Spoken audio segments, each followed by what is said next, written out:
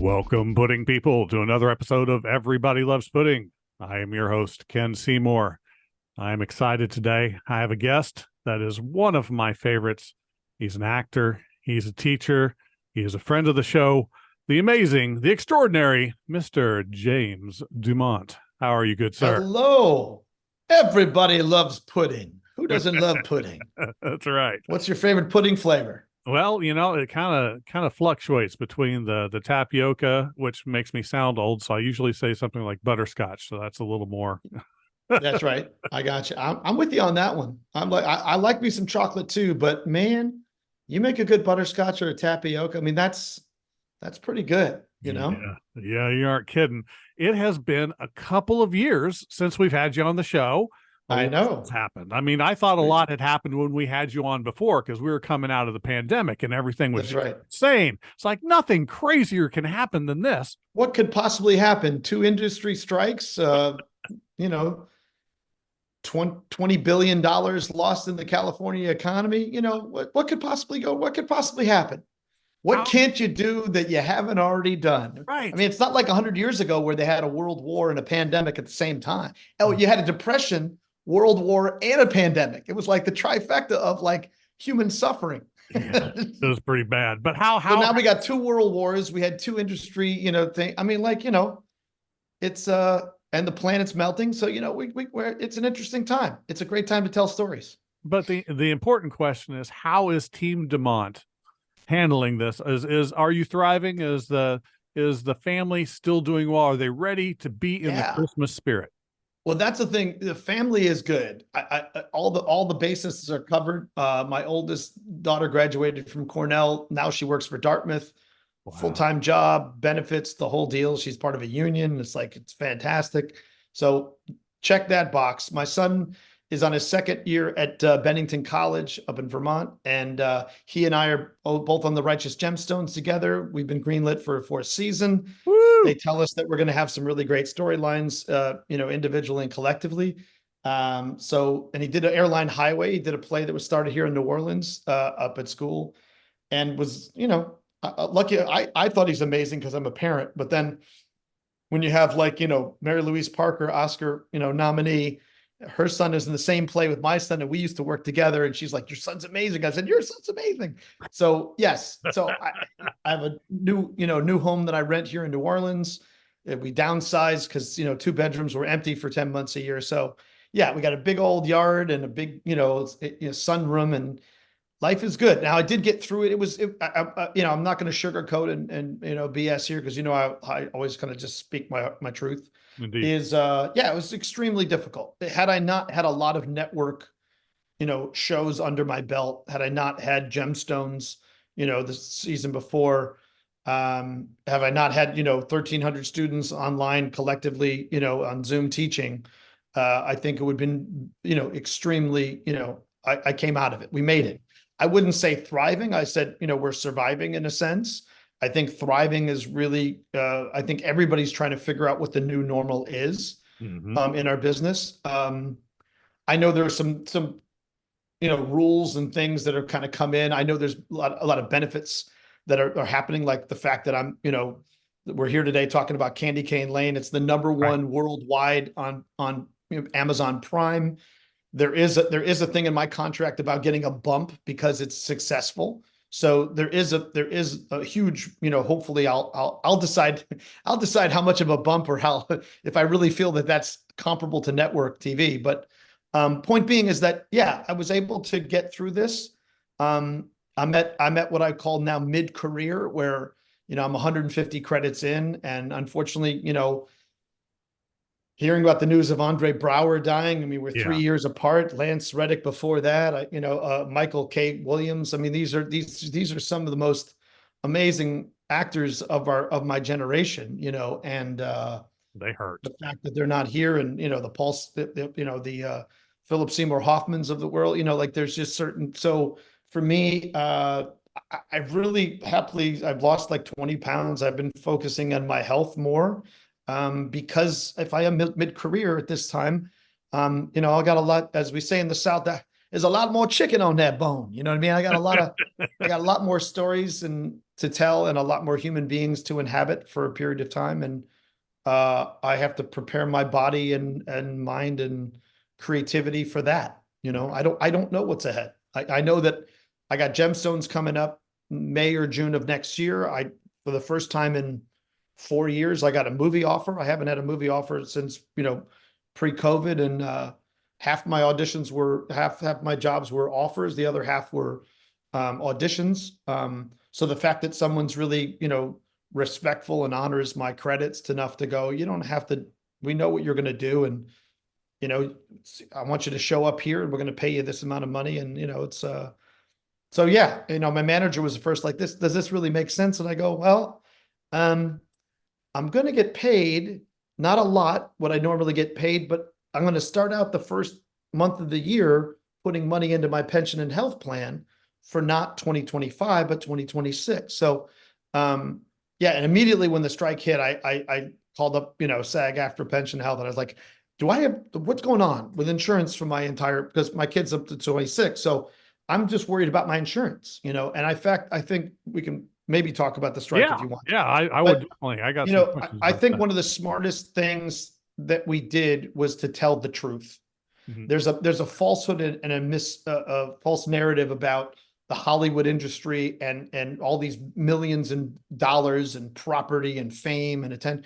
But there are guys like me. There are working class journeyman jobbers, as they call us. They just go from job to job, and you may not know who they are, but I'm a jobber. I'm a worker bee, and when 87% of us can't make $26,000 a year, Right. or 15, or think about it, was it 2,000 a month would be 24,000. So $2,500. We can't figure out a way to make $2,500 a month at the thing that we love and die for, and tell the stories of human beings. If we can't make a living to meet our insurance at any major city, New York, LA, Detroit, $2,500 a month is that's below the poverty level. Well, so yeah. If 87% of us can't make a living off of the streaming platform that has put billions of dollars into their pockets, and now we'll be putting more billions because subscribers are going to be choosing between a cheaper version of Amazon, Netflix, or Hulu, where no advertising, expensive with advertising and cheaper without, or the other way around. Point being is that the profits are going to double and triple as time goes by. So there was no better time for us to do that. But I do think when you send out the message that 87% of the people that you see on television can't make that live below the poverty level, and that you are subscribing to Hulu, Paramount Plus, Amazon, Netflix, you're spending more than you were when you cut the cable. Right. Where's that money going? Because if it's not going to these people who can't make $25,000 a year off of people that billions of downloads, right, or views, something's wrong. As Snoop Dogg said, because he got on, he's like, look, I remember when I was doing music, and it was like, if I did this many albums, I got this thing, I did this many sales, it led to this. Now they're telling me I got all these streamings, I'm not seeing anything. Yeah. So he goes, something's up. Somebody's making money. Yeah. So I felt like the smartest thing that we did was to put the truthful message out there that it's not about the George Clooney's, it's not about the Julia Roberts, it's not about even the Meryl Streeps, it's not about the people that have been doing this a long time. They're under a different structure of which they were able to still be in this business, myself included. As I said, I've survived on network residuals from Blue Bloods, from Magnum PI, from even The Good Fight, which was really mostly CBS streaming as opposed to CBS. Right. So it's like, and Gemstones, having been on a series now for, first time in my career, I'm on this, going on to my fourth season playing the same character, and I'm getting half a season of episodes. It's like, it's a, oh, cool. It's a journeyman's thing. So for me, yeah, it's been, I think the smartest thing we did is to appeal to middle America. Because here's the union auto workers. They're happy about this contract, but the reality is they're being paid what they were paid 20 years ago. Yeah. 26,000. Way to go. Way to figure out how to, so again, I don't think I'm not a fan of technology companies getting into the entertainment or creative business Right. because their algorithms are really all about monies and views and eyes, and it's not about human beings. And so Manipulate. we're at an interesting time in the world where I do think that the disparity of wealth is just so outrageous that we are just one of the many people that we're kind of, in the middle of all that. Same thing with writers too, without the 26,000 story, there's nothing. in Bloomington, Indiana. That's almost nothing, but the cost of living is so much higher out where Correct. you need to be in order to be successful.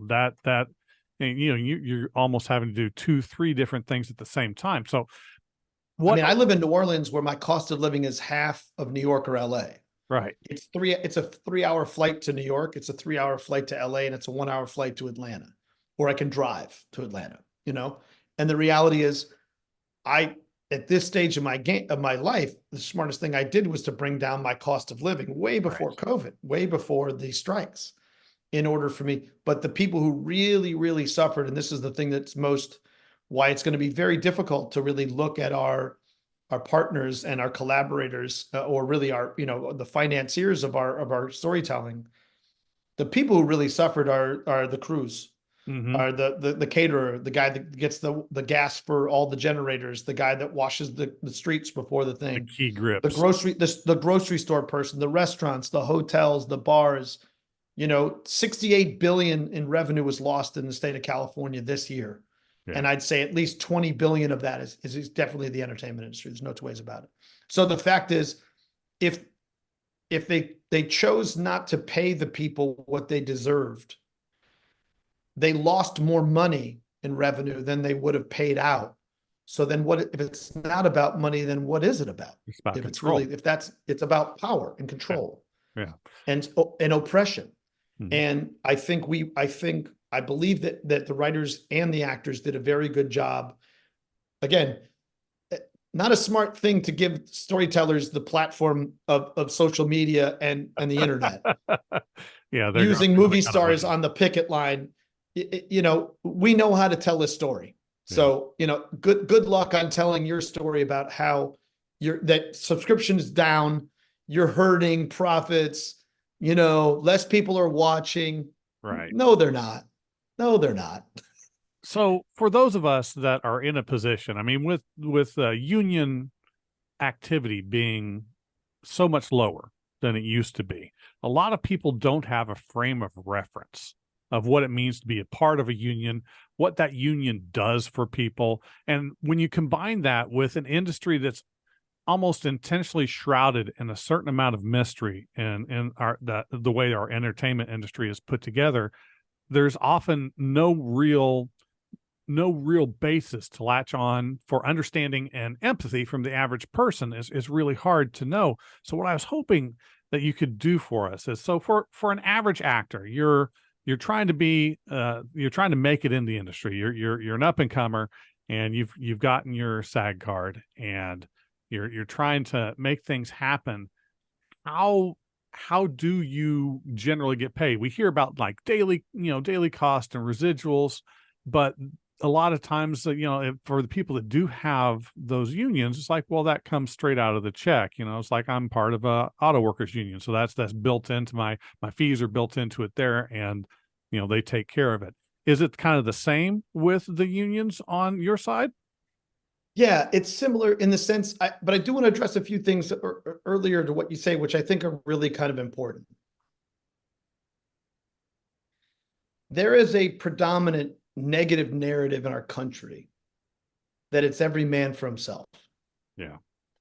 That's how weak people gain power, is pointing out how different we are from each other Americans. When I've subscribed to the scientific fact that you and I have the exact same molecules in our bodies. We have the same lungs, same amount of heart.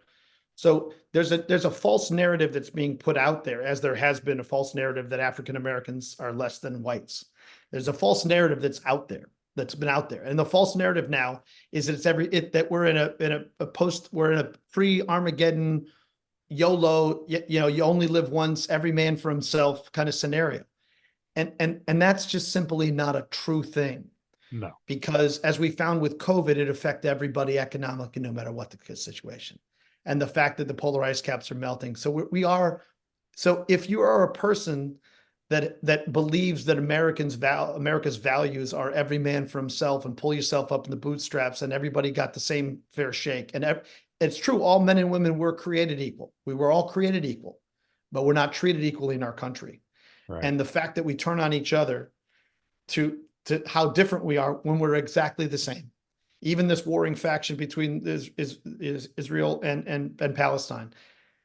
Of all the people in the Middle East, these people have so much more in common than any other person in the Middle East. Yet they've been indoctrinated. They've been told that this land and this is ours, and so we fall into these particular traps. The way in which that this equates to how I get paid is, and I've learned a lot of things in this process of I've had amazing opportunities of being in Deepwater Horizon, where I'm number 4 on the call sheet of a $150 million movie. And I'm a local Louisiana guy, right? So the fact that number 1 is Mark Wahlberg, number 2 is Kurt Russell, but number 3 is a guy named Doug Griffin, and number 4 is James DuMont, and number 5 is a guy named Joe Crest. So it's a rare thing that people from a local community would be, and then below us is number 6 is Gina Rodriguez, Golden Globe winner, and number 7 is Oscar winner, John Malkovich. It's a beautiful thing when you can be in the same, you're in the top 5 of a call sheet of a $150 million movie that made 4 or 5 times that, 10 times that overseas over time. So the way in which that our structure works is a big thing to keep in mind for everybody, because I just finished teaching for the last 3 hours and I have another 3 hours later tonight. I teach an on-camera workout to actors. Everybody starts at a particular level. You start out no union, they work whatever hours, they pay you whatever, no pension, no health, no residuals. You're just, happy to be doing it. You get a copy of it. Maybe you put it on your demo reel. Maybe that helps you to get an audition that helps you to get paid, right? So there are places that are right to work states where it's not required that you become part of a union in order to work. In fact, oftentimes my son, when he was younger, was not a part of the union, but he was still able to get all the union benefits of residuals and not pension and health, of course, because he didn't pay dues. So point being is that, but I wanted to point out that actors do job interviews. Each of these auditions are job interviews. And so just put yourself in a position of how strong must you be? How good are you at job interviews when you have to conservatively do 30 to 50 to 100 of them in a given year? And in a good year, you get 2 of the 100. You get 5 of the 100. It's a lot of no's. I've had 10 and 15 of, on. So it's a lot, and all that effort, taking time off work, the technology of it, internet, clothes, editing, having a computer, all those expenses you're paying for. Or when it was going to live auditions, you're getting a gas, you're paying for childcare, you're going there, you're creating traffic, you're polluting the environment, you know what I mean? You're taking up, and the economics of that, like putting, I used to have an audition for like CSI in LA, and they used to all make all their decisions, all 15, 20 people were in a room. So all 20 cars would come from all over the city for this 2 to 3 hour period of time. And then 30 to 50 actors would put more cars on the road and to make a decision in 5 to 10 to 15 to 20 minutes. That doesn't make economic and environmental sense in this environment. So, but know that those are costs that an actor, investments that anybody makes, like you would do in an internship, towards your career. So that when you do get paid, that's why this residual structure that they've been trying to get rid of since we put it in place in 1960, or lessen it as best as possible, because it can be an accounting nightmare. And there are oftentimes that somebody makes a movie and agrees to a contract, someone else buys it and they go, yeah, we don't have to pay you. They do because they have a contract. So then I've done movies where I've never gotten paid and it's been playing all over the world. That doesn't seem fair or right to me when I'm the lead in the movie.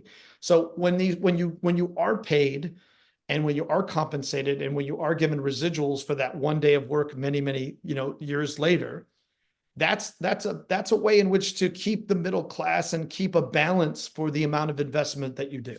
So for me, I've made millions of dollars of investments. In fact, I had opportunities to work with my sisters who both, been very, very successful. I could have done those jobs at any point in time in my career. I never had a passion to do that. And I would have been in a much different financial situation than I am. So we all make particular choices about kind of what we do, but the way in which that we work is you start out non-union and you build yourself up and then you get paid. And you're hoping that that compensation for that one day helps to balance the investment. So for me, at a certain point in my career, even earlier, my wife pointed out very clearly, you're overinvested. So you're all in. So there's no quitting. All those things that you invested in go away, right? Yeah. What do you benefit from stopping? You decide, I can't make a living doing this, and so I'm going to do something else. And that's fine. It's all well within your choice. But if you've invested millions of dollars and now finally it's starting to come back my way. And I'm getting better at auditioning because most of my auditions, the bigger ones, have all been from self-tape. I'm trying to master that skill because the economics of me staying in my own home, not having to get on a plane, not having to drive anywhere, not having to outlay all these things that I could shoot in the comforts of my own home and send it to you. And then you'll let me know when you want me to work. I'll find a way to show up there, or you'll find a way to pay me to get there. So point being is that, I'm finally after, I got my SAG card in 1980. So I'm well over 40 years into the business. I'm finally starting to use my ROI. I'm starting to get a return on my investment. And I do feel that, but again, it's not for everyone, for the faint of heart that your degree and your reputation or your relationships may not logistically have any impact of a subjective decision. They decide, I don't want a bald guy. Like it's a subjective taste on the other side, like food, music, art, you know what I mean? It's subjective taste. So it doesn't fall into the same kind of categories of if I get an undergraduate degree and then I get a graduate degree and then I go to law school, I'm going to be paid no less than these things. Same thing for us. So once you have a union and you're making things, you're not going to ever make less than scale. Now, the thing that's egregious and most difficult, that it's been going on since the 90s, is they just want to keep paying you as if you just got a SAG card and you're 150 credits in. So yeah. I don't care about what you've done before, even though that's why I called you, but I still want to pay you as if you just got a voucher and you just joined this union. So the quotes and the things, I mean, I used to have quotes and now I'm actually, this is embarrassing, but this candy cane lane, I'm back to what I got in 98. I'm getting paid for this, that I was a quote that and I even surpassed that, like, I think by 2000, somewhere in there. So the point is again, just like the union workers I was talking about, like we should be excited about being paid the same amount of money as 20 years ago when the people on the other side have just been making hand over fist. So it's a great deal, or at least it feels very chaotic. Yeah. It's not for everyone. Yeah. It's not for the faint of heart, because look at like 2000, I think it was 2005, 2006, when the financial crisis hit, and there were people in their 40s that had played by the rules, that had gotten law degrees, and right out of school they had jobs, but then all of a sudden they're like, wait a minute, nobody wants to hire me at the price I've been getting. No one. So all of a sudden, middle-aged people were faced with unemployment and having to keep them sense of themselves amongst the thing that had been handed to them because they made decisions, that made sense. They played it safe and they made decisions that they needed to do in order to provide for their family. I totally understand that. But I also kind of like, this is the big thing for actors. Your self-worth should never be contingent upon your employment. It can't be. Yeah. You'll be out of this business before, or you'll be drinking and drugs and rehab, and you'll have all kinds of problems. So how does it, or how did it complicate things when the writers joined the strike? Whereas, you're both fighting for this to they started their strike first. Yeah. The strike, got it backwards. But even though you're both fighting the same behemoth, you're both looking for the same thing, Right. still coming from two slightly different perspectives. Did that complicate anything? Did it cause any weirdness, or was it just, hey, we're together, we are solid, and we're both going to get what we need? Yeah, because we're facing the same issues. There's 11,000 Writers Guild members. There's 160,000 card carrying SAG members. Now, half of those may not be active. Half of those people, some people just hold on to the card and they go to the SAG things and they vote, or they don't vote, as we found out. Half of them don't vote. It's like, but one is a group of 11,000 people that some of those people do very, very well. Showrunners, their work, there is some really good compensation for some people creating a character on a show. And that character, say you created Phoebe on Friends, it's like, you should be paid forever. If Phoebe gets paid, you should get paid. You wrote her. So our issues, we had some of the same issues. And as you said, we're going up against the same Goliath. And so the fact, and we're not just talking about just a small faction. We're talking about multi-trillion-dollar collective companies who also, some of them, their business is not creative content. Their business are computers or phones, or their business are delivering products at a reasonable price, or union gouging price. So some of the people that we were going up against were very formidable opponents. Right. Some of the most wealthiest people in the wealthiest companies, who to this day people are ordering from them right now, but they're also smart enough to know, when it comes to creative, that they put certain people in place that can greenlight a thing like a Candy Cane Lane, where there's a good wholesome family value and there's a tie-in to all this. Right. Is that, if you're keeping up with the Joneses, as one of the storylines in here, you're going to have to go someplace to buy those lights. You're going to have to, right? So, and then the thing that I really loved about what Amazon did with Candy Cane Lane is, you're also going to change the model here, which is, you're a Prime subscriber. Because you're Prime, you can then go to the movie theater on a Prime day and you show your Prime membership and you go to the movie theater. So you don't sit at home and watch it in streaming. You bring your family, you buy popcorn, and you buy at a 300% markup and the 500% markup for the sodas, right? And the candy. It's worth it. And the movie theaters are like, wait a minute. So Amazon's guaranteeing people in the seats, we sell things, and then people get to have an experience in the movie theater. Right. And then they can go home and watch it again. While, you know what I mean? So I go, this may be I've been seeing people, Netflix did the same thing. They did a theatrical release of The Irishman in a Broadway theater before they dropped it on Netflix. And it was great going to a Broadway theater and watching a movie. It was like, that had never happened before. I'd never experienced that before. So I feel like, as much as, these are strange bedfellows, we have to still work together with each other. But as I said before, I think the people who really, really suffered were the crews and the cities and the towns that are directly impacted by a film or television show in their area.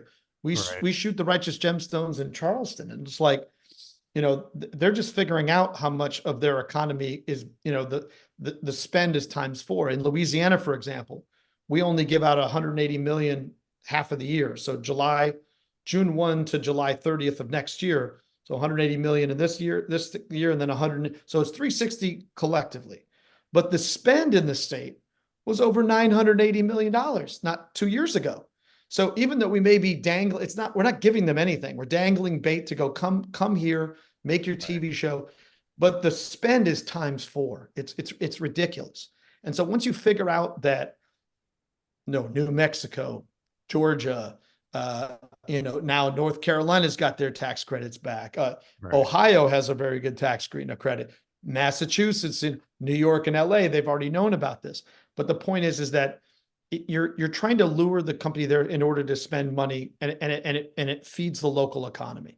So when you cut off $10 billion of content, the ripple effect is times 4. It's a $40 billion hit to the communities and the companies, and and the banks and the hotels and the restaurants and the bars and the tourism and all the thing. Everybody loses Yeah. to gain what? So for me, I feel like it's a long circuitous route to kind of your question. But on the other side of that is these companies are smart enough to identify that if they are going to be in the content creation business, the Apples, I've done, I did, The Banker for Apple, which is their first big feature. I did Blackbird for Apple, even so, if you are going to be in that business, if you are going to create content, pick the right people, pick the right content, enough to, the thing I like about Candy Cane Lane is it's really for everybody.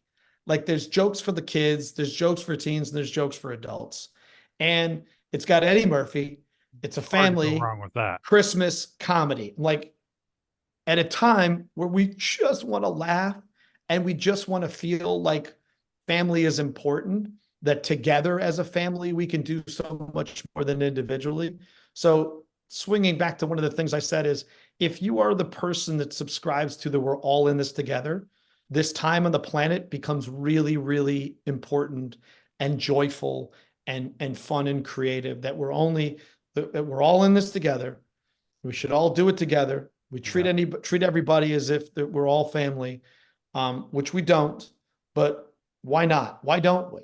So I feel like what's great about Candy Cane Lane, for me at least, is that at a certain point, Eddie Murphy decides, nobody's going anywhere. We're not going off and do these things. We're all doing stuff together. So collectively, we can go up against the bad guy, which is Jillian Bell, who's just fantastic. So again, I think some of these values or ideals need to be, this is the kind of stories that need to be told right now. It's coming in after the premiere. Everybody's like, oh my God, we really need this movie. We need this movie right now, and the fact that they're smart enough to knock it out on December 1. There's 30 more. There's other holiday Christmas movies coming out. Good luck.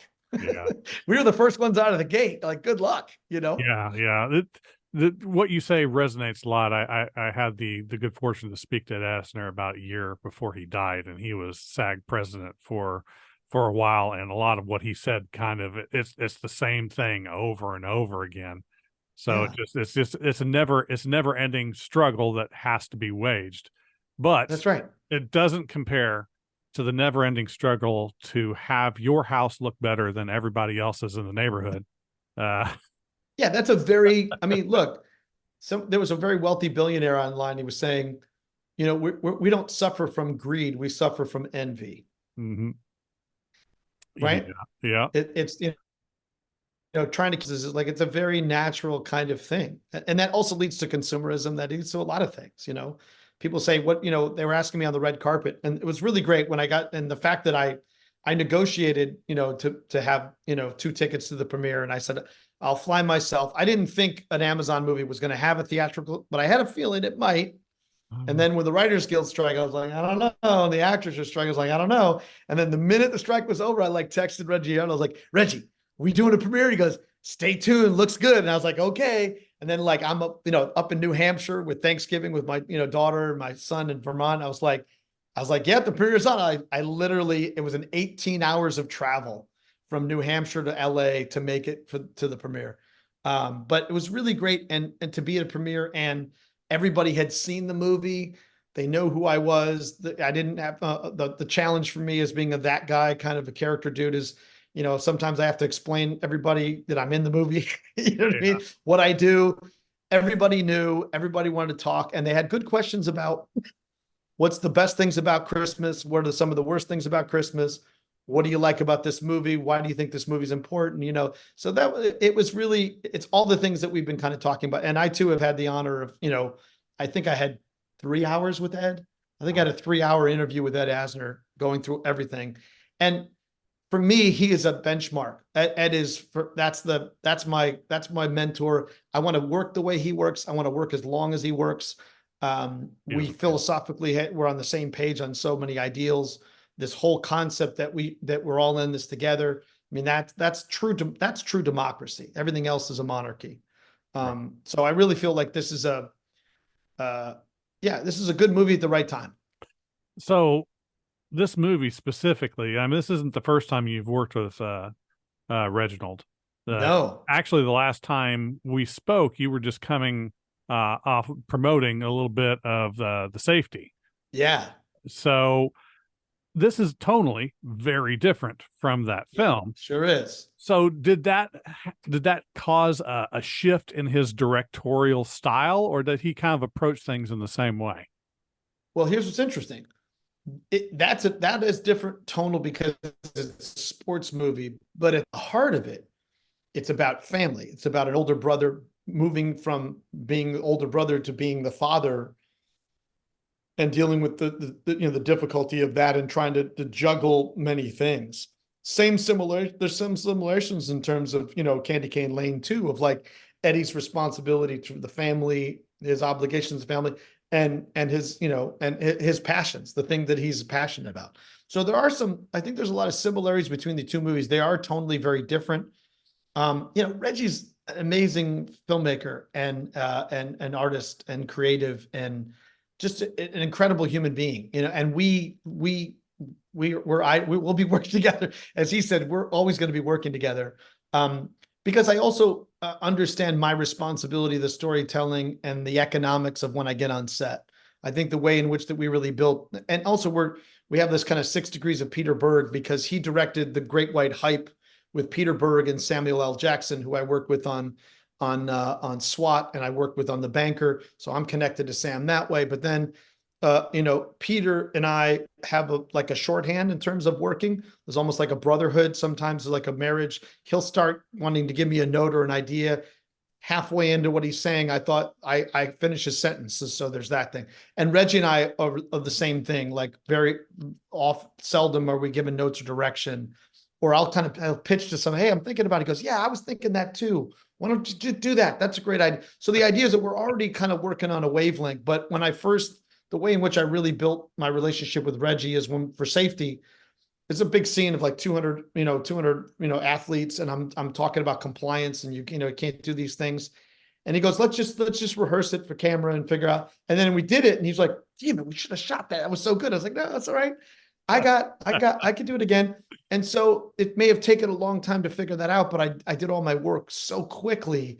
They were like, man, we put aside a half day for this. We're done. And the same thing happened when I came in for Candy Cane Lane. Is I'm coming at the second to last day of shooting for 9 months. And my first day, was heartbreaking for me. My first day was Eddie Murphy's last day.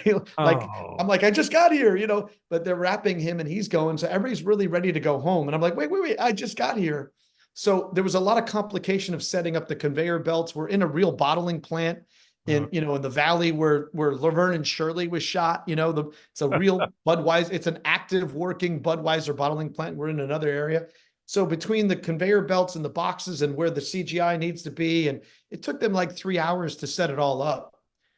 And then I come in and I do my work in 20 minutes. And Eddie's, and Reggie's like, you're an assassin, man. This is like, you're a closer in baseball. You're coming in here and you're like, bing, bing, bing, bing, and then let's try this. Let's do this. Let's improv this. And Tracy Ellis Ross and I just like totally hit it off. She's coming off a Blacklist where she's quick and sharp. I'm coming off of Gemstones where, I got to be ready for whatever somebody's going to say to me. So, it was a perfect storm. It worked, and the chemistry between Eddie and Tracy in that movie was just fantastic. I mean, I want to see that all day. They're talking about a sequel and I go, yes, this is, we need to see more of this chemistry in this family. Well, that cast, I don't know, it's just great. Ridiculous. I mean, oh yeah, Vicky Thomas and Reggie Hudlin. Vicky Thomas cast all of Quentin Tarantino's films. She cast me in Safety. She cast me in this. I mean, there's not a role in there that doesn't just sing. You got Nick Offerman. There's people that I never heard of before. That like the one newscaster woman was amazing. Like the guy that like everybody like there was just the kids. I mean, TJ was part of Safety with us. So yeah. I mean, every role just you had ringers in there. You know what I mean? You just had ringers. See David Allen Greer pop up. David Allen Greer as Santa Claus. I was like, please, when are we doing, Candy Cane Lane 2, Electric Boogaloo, Santa's Revenge, like I just give me more David Allen Greer, you know what I mean? Like more cowbell. So you were there. You were maybe, like you said, you managed to knock things out really fast. Did you get a chance? My favorite thing in hearing the stories and the recounting of the creation of whatever show or movie it is are those moments on set that stick with you, whether it's seeing something about the way that it's put together or a specific interaction with another castmate or something like that. Did you have anything like that just kind of happened that resonated with you on this production?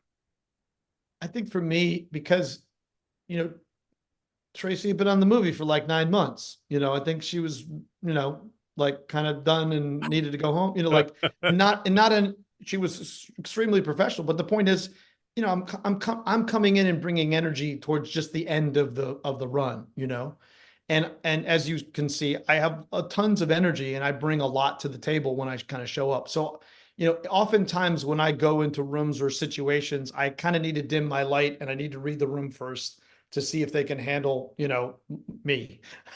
And so every single situation of coming in on set is totally a different scenario. Some people are much more open. I did this movie with another 80s television star, and there was nothing. There was no chemistry. There was nothing. It was made no sense at all. It was just very egotistical, and why this person has the career that they have. But my point is that was not the situation with Tracy. Tracy didn't know who I was, but saw the energy what I was bringing, and also understood that, my character of Donald is talked about throughout the film.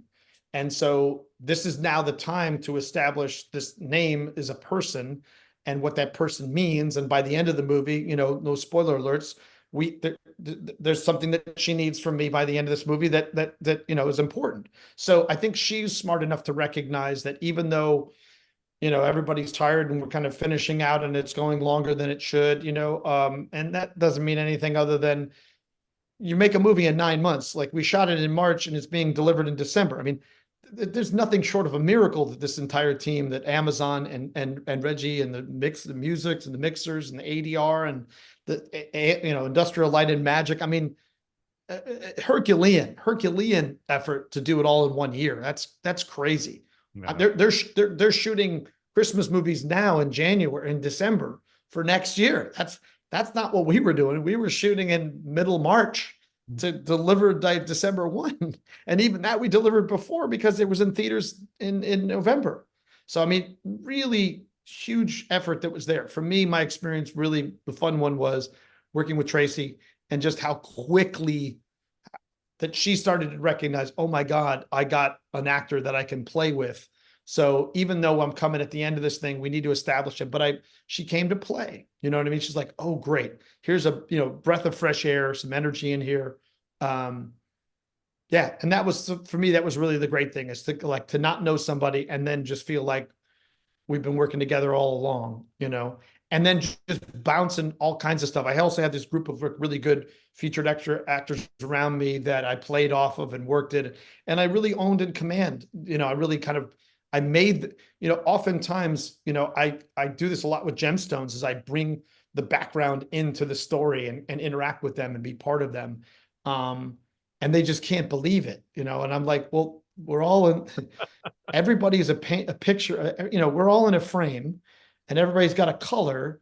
And in order for this Seurat painting of all these dots to work, we're all doing this together. We're all in this together. So it's a collaborative thing. So for me, that was those interactions with Tracy, I think were, super fun. And also just Reggie and I, like, we just get each other, you know what I mean? Like, if he wasn't so busy and I wasn't so busy, it's like, we would just hang out. Like, I just love that dude. Now, did they allow the writer? It says that Kelly Younger was the creator. Yeah, who I've known Kelly's work before. He was on set with us as well. And I knew Kelly's play. Did he try to explain things with Muppets at all? No, but he's great. He was talking to me, and then he had this puppet, and then he would say, "Well, let me talk to my boss about it." No, there's not. That would be pretty funny. I was hoping. I was working with Kelly, and he's like, "What do you think, Kelly?" And I was like, "Oh, okay, no." He actually, I knew about Kelly's work because I run a theater company in Los Angeles that's a a branch of a 50-year-old New York company called Ensemble Studio Theater. And Kelly's work came through there, and I just remember it fondly. I think I read some of his plays. So when the name came up, I was like, yeah, I think we did your work. I was, oh my God. So it was like a full circle between he and I. And now we, reach out and become close and, helping to kind of, he's like, man, when you get behind a movie, you get behind a movie. I go, it's my only job this year. Like, this is the only horn I can toot here. This is it. This is my one and only job. I haven't had this in decades of just doing one job. Well, So have a horn. yeah, I'm making hay of this wonderful, and the good thing is I got, I'm not the only one that thinks this is something to be making hay about, Everything I've seen of it so far has been excellent. A couple of my close associates have been pushing me to, it's like, yes, I know I've got this list, the list that you always have that you never exactly. I got your view list. It's 2 hours, so it's but there's good twists and turns in here. I think you'll see Kelly came up with it's about a true area in El Segundo. They do, it is one-upsmanship. It is how, it is, who can come up with, but even in there's hilarious stuff of like, there's the overly religious, Christian folks that are for Christmas. And then there's the Jews that are doing, Hanukkah, but everybody gets their due. It's not like, this is better or worse. It's like everybody has their moment to shine. There's lots of good twists and turns in here. And, I got a feeling that like we might make like a top 20 or a top 10 list of like a cult Christmas movie. I think we might pull that off. Well, that because there's enough here to do it. That was actually going to be one of my questions for you, since you're going to be in the film that I already know I'm going to love when I watch it. Yeah. I'm generally personally not like a Christmas movie or a holiday movie sort of a guy. So my list of holiday. Yeah. If you're a Hallmark Christmas movie person, this is not for you. But if you are comedy, you like Home Alone, you like It's a Wonderful Life, you like White Christmas, you like most Eddie Murphy comedies, you're kind of in good shape. You like action comedies, you're kind of in good shape. You kind of. Well, for a James DuMont, what are your top 3 Christmas or holiday films of all time? One right out of the gate, it would have to be It's a Wonderful Life. There's just no two ways, like hands down, that is one of my favorite, movies for many reasons. And I think the big one for me, and I talked about this when I was on the carpet, is, because I believe that we are all in this together, I don't think we understand how incredibly impactful we can be on someone's life. Mm-hmm. We don't have to be, the lesson of that is also like the other one would be like A Christmas Carol, or like, I kind of liked Scrooge. I thought that was kind of fun, kind of funny, but yeah, so It's a Wonderful Life. I just, the Home Alone thing was it was too much fun. All the things last for it's still so good. And then number 3, I kind of do like, I said White Christmas because I kind of do like that. It's an older movie, but I really kind of, it's got good stuff in there. It's got some dancing. I mean, you can't go. Yeah, it's got some dancing in there. I mean, so those are my 3, but I gravitate always to It's a Wonderful Life because I feel like, and I've had wonderful experiences in my life where I know that I've impacted people's lives. My assistant, was from New Bedford, Mass, and, he's had 4 friends, die of either, drug overdose or suicide in the last year. And he's like, man, if you didn't encourage me to come down to Louisiana and be an actor and follow my dream, I'd probably be dead. I probably would be where my friends are. And I think that's the spirit of It's a Wonderful Life, is we don't realize how much our time here can positively impact people to the point where they might not be here if it wasn't for that. If you've not been there, you wouldn't have done the thing, and George wouldn't have done that, they wouldn't be here, and you're like, wow, I guess I didn't realize. So if you do start to realize that you have that kind of impact on people, and that you look at every single person as infinite, wonderful possibility, no matter how human we do and the mistakes that we make. If you look at everybody that way, I think it's less likely that you'll, treat people in a more equal way. And I just feel like, so for me, I always gravitate back to that lesson, and also that lovely journey of, it reminds me of Up a little bit, that journey that George has where he falls in love with her, and it's, you know, and had that not happened, he wouldn't have found that the love of his life, and lived the kind of life that he wanted. So Yeah. for me, those are kind of things that I say gravel. And then just I like action comedies and fun, well thought out things. And there's just a lot of those good elements in there in Candy Cane Lane that's reminiscent of the crazy stuff you saw in Home Alone. You know what I mean? How outrageous can it be? Pretty outrageous. Yeah, no doubt about it. I know one of my favorite holiday classics for a long time was I mean, not traditionally what you call a Christmas film, but it involved Eddie Murphy, and that was Trading Places, Oh and yeah. he was just so phenomenal in that. I mean, elements of the film maybe didn't age so well, but at its Right. core, such a great film.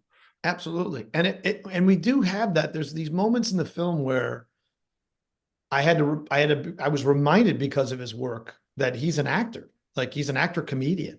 Mhm. I think oftentimes as a comedian who's an actor, it's a different scenario. It's like, no, there's a huge body of work that has proven that this guy is formidable.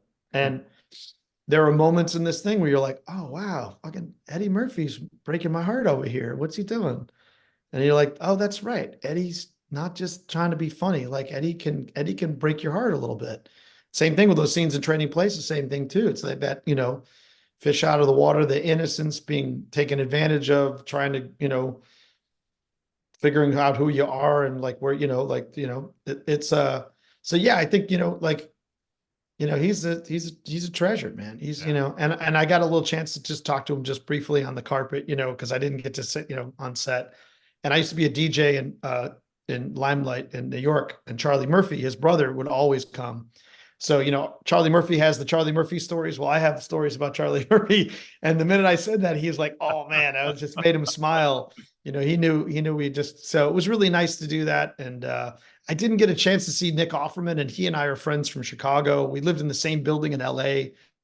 My sister was there, and so I was really excited about being back on the carpet. And it had been so long. The last time I was in the same movie theater where we did Spencer Confidential just before the world went indoors, and my sister was also at that great moment in my career where I walk out of the theater and I'm wearing my red tracksuit, and it's like I got 400 people around me, wanting to get selfies. And I look over at my manager of 27 years. He's like, lean into it. You're a 30-year overnight sensation. You know what I mean? Like, this is, your moment. And what's interesting is being a journeyman actor. I was saying this in another interview. It becomes a little intoxifying to, be invited to Vanity Fair and not be someone else's plus one, be, flown for your red carpet as opposed to flying yourself, being, going, being acknowledged and recognized, not in an egotistical sense, but really an acknowledgement of kind of where Contribution. you're at, yeah, where your contribution is, and that you are a value added, that you are an asset to this collaboration and storytelling, not just utility, as the industry likes to kind of churn and burn people. You're just another character guy. And Yeah. so when you have those kind of moments, um, they help you to get through the most difficult times of, perpetual unemployment and putting your heart and soul into a self tape and not getting any response at all, like nothing, crickets, getting ghosted. Yeah. And so, yeah. And so I feel for me, those kind of moments push you to go further, keep you in the business, which is why I went through, 18 hours of travel just to get there, because I was like, I had, there's an interesting thing of trying to get back what you had. I mean, I'm sure millions Yeah. of people can talk about, man, this was happening, and then COVID hit. Like, I didn't want to be then COVID hit guy, Right. but if I look at where my career was moving up until that point, flown to LA for the premiere, put on the red carpet, my bi-coastal agents were all there. flown then to Memphis by Apple, put in a hotel and a car for the, the premiere of The Bank. You know what I mean? Like it's all next level stuff of invited to Vanity Fair, meeting, talking to Brad Pitt after he wins his Oscar about New Orleans, seeing my friend Laura Dern with an Oscar, like it just, like you kind of go, those are the things that some people go into this business for, but man, it's not that, but that is a byproduct of, thousands of self tapes, billions of hours on a plane, car rentals, flying yourself, working local, sleeping on couches when you're a grown ass man. You know what I mean? There's just certain things, there's certain struggles and investments that you do so that when you have those kind of moments, you're like, okay, it makes it tolerable. It's worthwhile, It's got to feel pretty trippy when those things do happen. It does. Out of body experience almost. Yeah, I have this phrase of like, two things define you: your patience when you think or you perceive that you have nothing, and your attitude when you have everything. Yeah. And so for me, there's times where I think and perceive that I'm invisible, that no one's listening or paying attention. And then there are times when things are going extremely well. And I must tell you, it's not about arrogance or ego. It's really about appreciation and gratitude. Like, I'm just glad that I get to do this. Right. And when you see people passing, way too young, there's so many more stories to be told. You go, oh, I have even more, appreciation for, what kind of stories do I want to tell, while I'm here before I'm feet up. We say in New Orleans, before I'm feet up, like I want to enjoy. And I live in a place that enjoys, that is culturally about enjoying life. It's like people, eat to live. We live to eat. That's right. Which is a good thing and a bad thing. Now I got to watch what I eat. But the point is, there people celebrate life. There's a Tuesday, there's a group of people in New Orleans that get on a bike and they go bar to bar and they're biking and they're like, Happy Tuesday. It's like, there's no rhyme or reason for that other than we're just gonna, we're gonna get on bikes, listen to music, be with each other, hit a bar, and enjoy Tuesday, one of the 7 days of the week. Yeah. So I feel like, I think, there's I'm a Buddhist of 35 years. They say, suffer what there is to suffer and enjoy what there is to enjoy and never give up. Mm-hmm. It's like, that's the deal, Of course, now we're talking about a little down south. I want some beignets, but that's not going to happen for a while. while. Yeah. I kind of have to, I have to stay away from I'm lucky for me. I've not been a fried guy, but there are some really good fried chicken down here. The beignet is just it is a fried donut. Yes, it is. Oh, it is fried in oil. So good. So good. All right. So my co-host, who's normally with me here and unfortunately had to miss this, and he's still kicking himself that he had to miss it because That's all right. Wanted to he's sitting down. He's eating pudding. He'll enjoy it later. I'll be fine. He's such a fan of the Righteous Gemstones. He wanted to make sure that I asked you how you landed your role of Chad in that show in the first place. It's great. I cannot, I want to say right out of the gate, and you can tell him as well, and he'll see this, is that everything you think about Danny McBride is better than anything you could ever imagine. His generosity, his sense of humor, his truthfulness, grounded, real, human. Like there's just, I mean, I told my son, I was like, man, working on this set as your first big gig, I was like, you're spoiled. You're spoiled rotten. So that's the first thing I was going to say. So I auditioned, I did a self-tape for that. So again, this is why I teach people to do self-tapes, is that, I booked well over $1 million worth of work. I'm still on, 3 seasons of a show from one self-tape, now. So I did a self-tape of that. And it's a funny story because I was originally auditioning for Scotty, who was the bad guy in season 1, in the pilot. And I wanted that role so bad. And I thought that's the role I played. So I did my Scotty audition. It was good. And they go, would he read for Chad, the fat, bald guy? And I'm like, I don't want to be that. Like, I don't want to, yeah, oh, there's this great role. Like, this is the role I should play, right? And I go, okay, I'll do it, but I'll do it if I can do it like this. And I just decided that this guy would be just deathly serious. And the humor about him is that he would, he's just deathly serious about the most outrageous things. And that is 100% in the tone and the style of what I saw in Vice Principals, what I saw in Eastbound and Down. I was trying to get on Eastbound and Down. I was trying to get on to Vice Principal. My friend Brian Howell grabbed one of those roles, and I was like, I'm not letting this one go. So I was like, look, if the Scotty audition got me this, let chips fall where they may. So I auditioned, and I got cast like right away. They were like, yes, we love you. You know, you're going to be part of Danny's little goon squad, a couple of guys. And they thought it was just going to be a little side thing in the pilot. They're just buddies and, you know, they'll come and go sort of. But each one of us is very distinct, you know, Troy and Jay and Jody Hill, who directs episodes, also is co-producer, executive producer, I mean, you know, creator of the show. It's like all four of us are, it's the mod squad. It's the Four Stooges. You know what I mean? And they all have something to contribute. And each one of us has great individual and even more so collective value. Once they figured out who we were, they were like, oh shit, we're writing for these guys. Like they're like, Danny's got a posse. He's got a crew, you know? And so, but I did my audition, I got cast. And then our agent here in the South said there was a role for Pontius, my son. Would he audition for Pontius? And he, at that point in time, he'd been going to Catholic school. And I said, okay, let's do the audition for Pontius. You're just a little badass.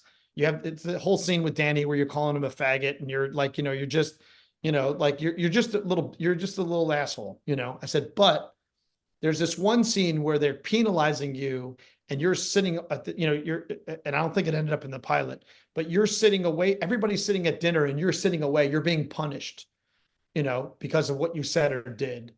And I go, I'd love for you to put a button on there that's like, you know, he who throws, you know, stones at glass houses, you know, give me a Bible quote that like go, you know, you're just as corrupt as I am. You know, don't blame me, you know, for your misfalling, you know, the sins of the father or perpetuate. So I said, find a Bible quote that kind of puts that button. And he did.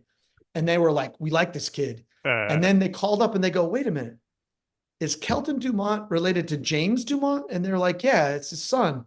And they're like, okay, we want to fly them to Newark. We want to fly them to Charleston and meet Danny because Danny loved what he did. He just wants to see if he can do improv and see if there's some chemistry there. And so they flew us to Charleston. We go.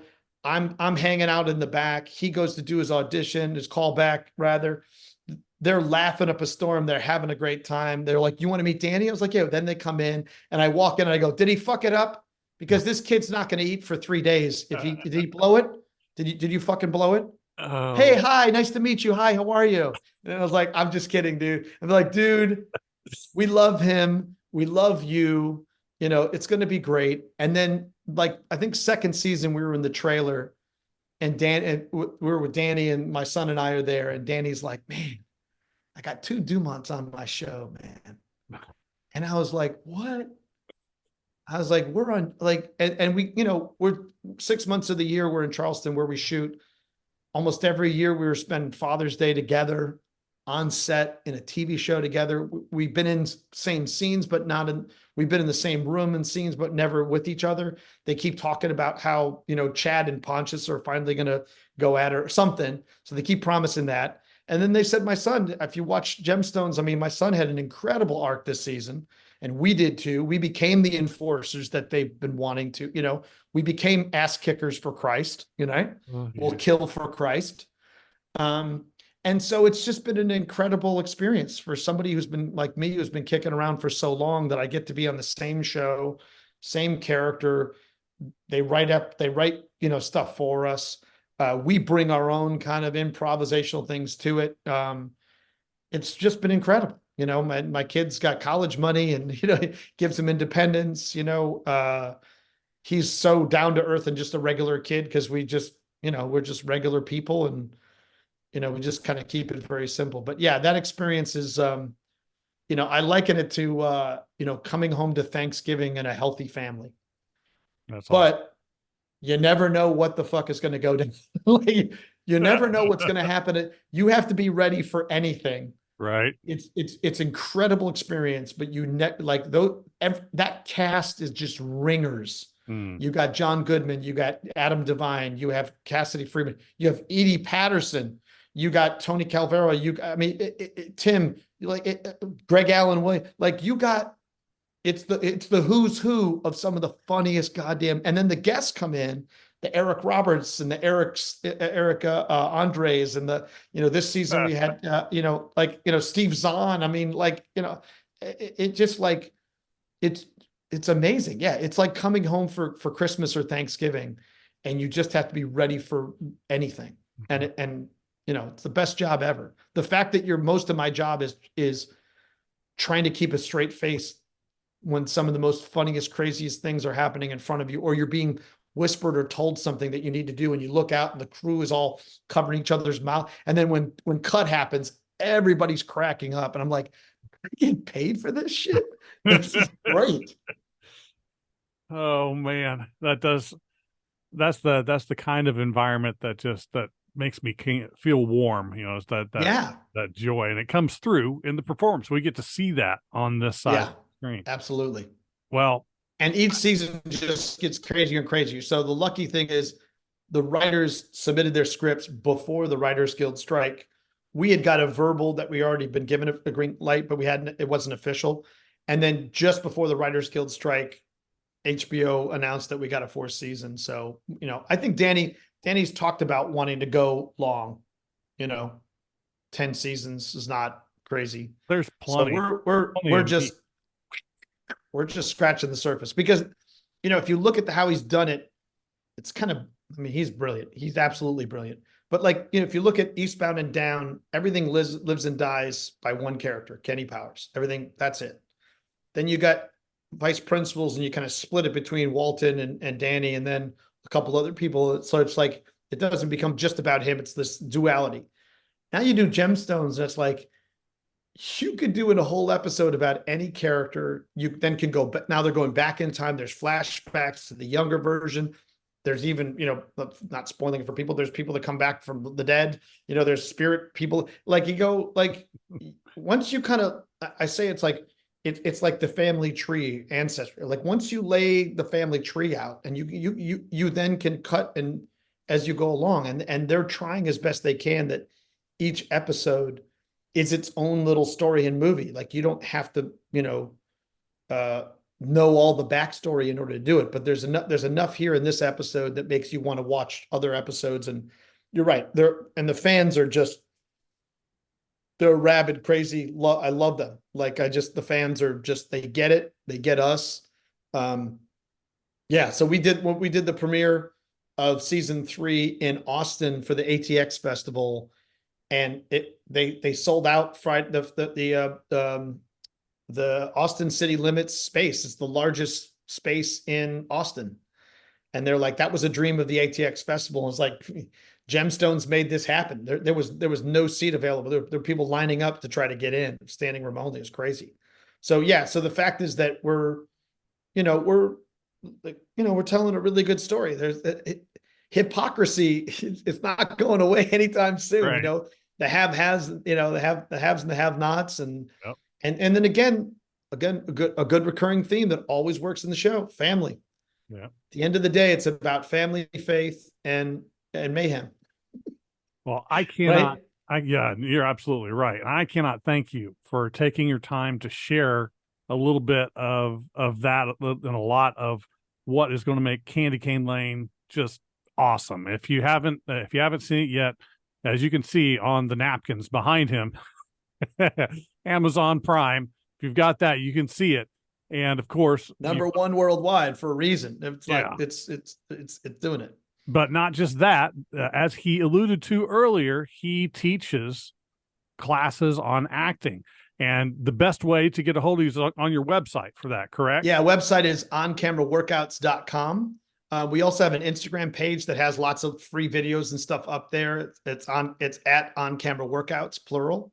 I also have my Instagram page, which I throw up auditions and things like that. It's James DuMont, DuMont. And those are the best ways to kind of reach. And it's really not so much of an acting class as an on-camera workout, teaching people about self-tapes. I'm very clear that I'm not an acting teacher, or there's techniques and things that are pulled from all different kinds of things, but it's mostly geared towards learning how to create an audition from start to finish. I do this thing called a core lab, which I'm doing tonight, when we pick a show, and we did the gemstones. We picked gemstones, and we read the entire script together as a group, and we break down that entire script. Then I pull 4 scenes from it, and we break down the structure of each of those 4 scenes. That's the second week. And the third week, then people start to shoot it as an odd. They pick a scene, they shoot it with their cameras or whatever they have, and they upload it, and we watch playback in terms of the eye lines and working the frame. And then fourth wall work is the core 4 is when we're really trying to paint pictures on the other side of this camera, the ability to be able to visually take words on a page and create a visual story within the frame. So I basically teach people to go a step-by-step approach from what all you need to know from start to finish. And then we also do what we did today was we do workouts, which is kind of like going to the gym. It's like they get 8 sides or 4 sides to choose from. Like I'm their agent. I gave them an audition. They shoot it and have to upload it by a certain time. And then we watch their playback, and they learn by watching other actors. Other actors are reading the same scenes. So the idea is just to keep you're going to the gym, so it's different than a set class of 6-week, 8 weeks thing. It's a drop in, drop out. I always say to people, come and observe. You'll learn more in 3 hours of our class than, months of class sometimes. We work very quickly, and, I'm happy to say thanks. Since COVID and, the internet, I have over 1,300 students that have come in and out of my classes. My classes are small. The day class is just 6 people. The night class, no more than 15. So I keep them very small. I do privates with people. I watch their self-tapes, look at their demo reels. I give them career blueprint stuff, ways in which to kind of, for me, it's about being of service and giving back. I've had an incredible career thus far.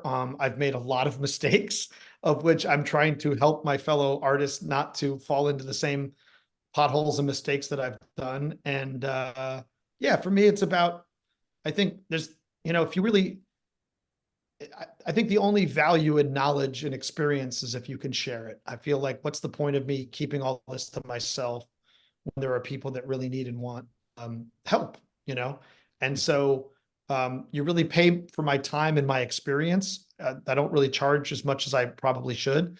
But I want to make it affordable for people that, are working or have jobs or, are trying to maybe do this. A lot of my students are older, have raised kids, have other jobs. Some are younger, just out of school, but I try to make it financially affordable. Classes are $40 or $20. If you're observing, $50 to participate, so I try to keep it reasonable so that, it's not about, you can only those who have the money to afford to get trained can do that. So, well, if nothing else, even if this isn't going to be something that you would look at as a vocation, it's a nice peek behind the curtain to kind of see. Oh, I definitely found a calling. I found another part of myself that I had a much more negative. I used to think, those who teach can't act, and it's the polar opposite of that. I've become such a better actor because I have to learn how to articulate what I do. And I have to find more expedient ways to do that in order to translate and for people to understand. So the way in that I work now is it would never have been possible had it not been for, the last 8 years of coaching. So, it's and the fact that you really can and impact and change people's lives, in fact, my assistant would say, save their lives by letting them do the things that they always wanted to do. Otherwise they would have lived and died in the same town that they were, and nobody would have known. So, right. You got to follow that passion. And that's right. And putting people, the best way to follow the passion for us is to visit us on Patreon. support the pudding guys. But that's right. No, seriously though, thank you again for coming on the show and just giving us a bright part of the day. This is my favorite part of what I do. And and I hope you continue to have success. I hope that Righteous Gemstones does indeed run for 10 seasons, because or more. I'm down for all of it. And this is a great, just at the end, Gemstones is the perfect binge watching over the holidays. It's not for the whole family. I mean, Candy Cane is for the whole family. You can walk away. You don't have to worry about what your kid's going to watch. Gemstones, not so much, but it's a great binge watcher. So There you go. Definitely.